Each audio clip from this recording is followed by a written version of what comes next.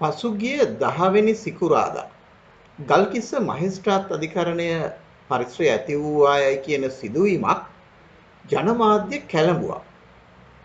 විවිධාකාරයේ ප්‍රවෘත්ති නිර්මාණය කළා.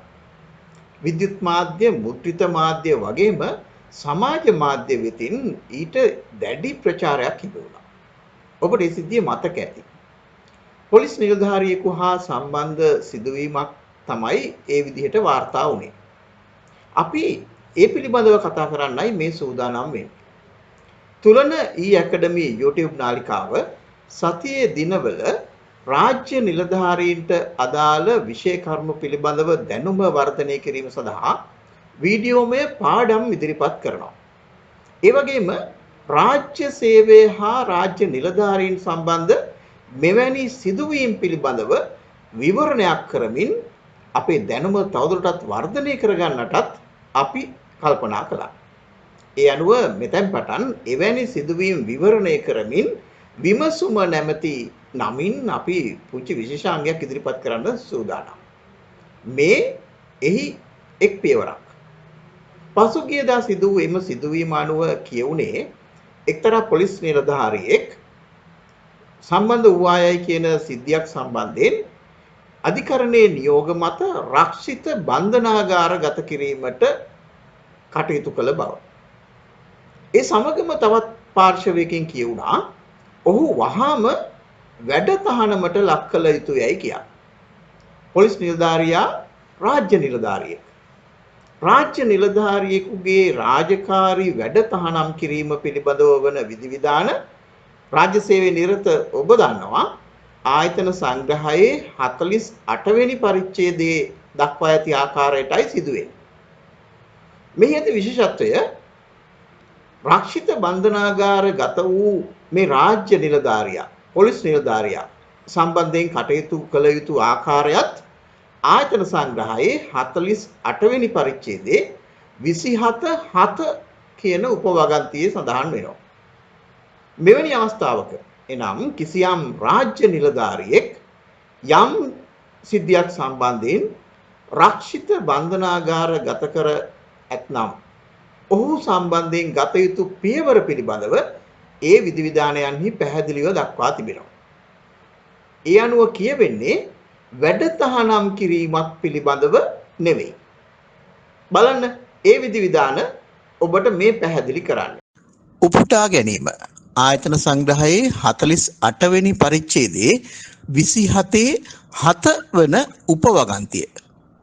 රාජ්‍ය නිලධාරියෙකුට විරුද්ධව අධිකරණ කටයුතු ආරම්භ කිරීමේ එක් පියවරක් වශයෙන් අදාළ නිලධාරියා පොලිස් හෝ වෙනත් ව්‍යවස්ථාපිත බලධාරියෙකු විසින් අත්අඩංගුවටගෙන ඇති අවස්ථාවකදී හෝ අධිකරණයේ ඉදිරියේ නීති කෘත්‍යයක් ආරම්භ කිරීමට පෙර රක්ෂිත බන්ධනාගාර ගත කොට ඇති අවස්ථාවකදී හෝ එම නිලධාරියාට එම කාලය ආවරණය වන පරිදි අනිවාර්ය නිමාඩු ලබා දිය යුත්තේය.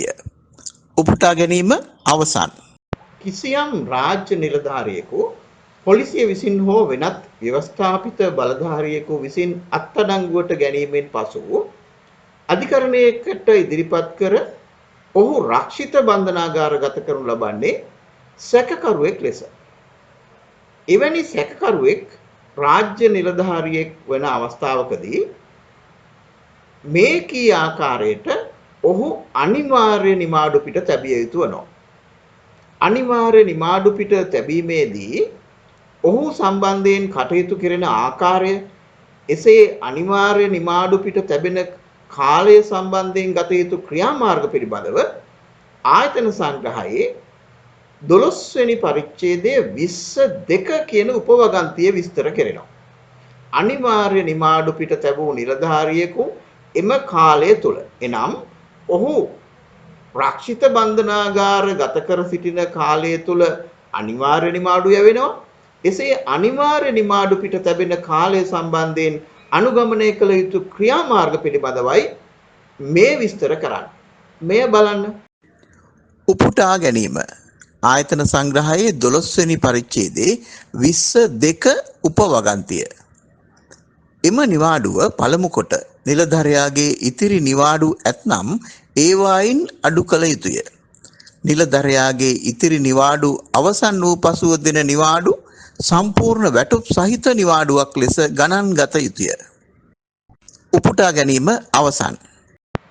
පොලිසිය විසින් හෝ වෙනත් ව්‍යවස්ථාපිත බලධාරියෙකු විසින් යම් සිදුවීමක් සම්බන්ධයෙන් සැකකරුවෙකු ලෙස අත්අඩංගුවට ගනු ලබන රාජ්‍ය නිලධාරියෙකු සම්බන්ධයෙන් ගනු ලබන ක්‍රියාමාර්ග පිළිබඳව මූලාශ්‍ර සහිතව මේ කෙටි වීඩියෝවෙන් ඔබට පැහැදිලි කළා. මෙවැනි ආందోලනාත්මක සිදුවීම් පිළිබඳව වන නෛතික පසුබිම අධ්‍යයනය කිරීම රාජ්‍ය සේවයේ නිරත නිලධාරීන්ට අතිශයින් ප්‍රයෝජනවත්. ඒ තම රාජකාරියේ යෙදී සිටියේදී ප්‍රායෝගිකව උද්ගත වන තත්වයන්ට මුහුණ දීම සඳහා.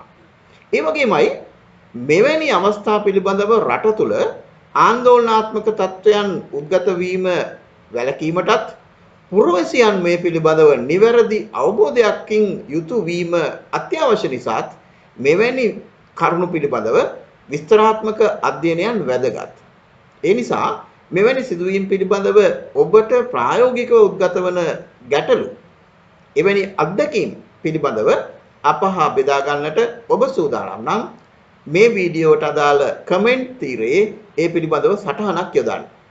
ඊට අමතරව මෙවැනි විශේෂ සාකච්ඡාවකට බඳුන් විය යුතු කරුණු සහ සිද්ධීන් පිළිබඳවත් අප සමග අදහස් හුවමාරු කරගත හැකි කමෙන්ට් තීරය ඒ සඳහා විවෘතයි.